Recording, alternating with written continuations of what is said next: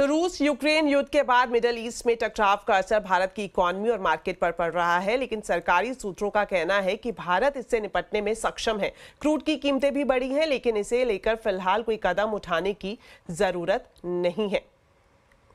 तो इस खबर पर डिटेल्स लेते हैं आलोक प्रियदर्शी से। तो आलोक, आपसे जानना चाहेंगे कि क्या कुछ जानकारी आपको मिल रही है जिस तरह से जो असर साफ तौर पर देखा जा सकता है इस टकराव का इकोनॉमी पर भी और मार्केट पर भी, लेकिन जहां तक क्रूड का सवाल है उसकी कीमतें बढ़ी हैं, सरकार की तरफ से क्या कुछ कदम उठाए जाएंगे या नहीं?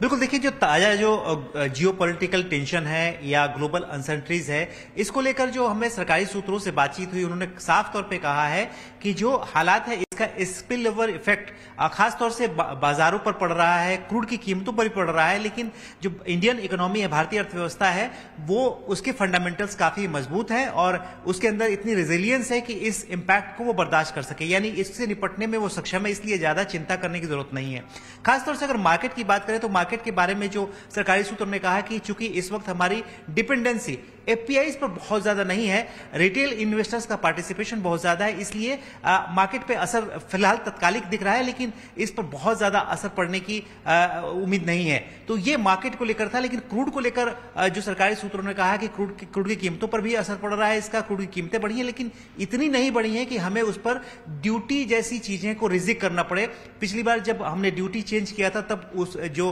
लेवल था क्रूड का वो $90 पर बैरल से ज्यादा था, लेकिन अभी ऐसी स्थिति नहीं है कि इस तरह के कदम उठाने की जरूरत है। तो इसलिए क्रूड को लेकर भी फिलहाल कदम उठाने की जरूरत नहीं है। जो ताजा हालात है उस पर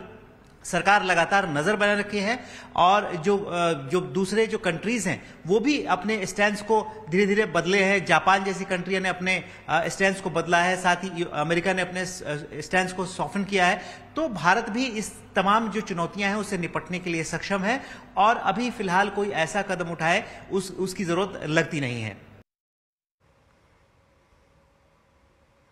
शुक्रिया।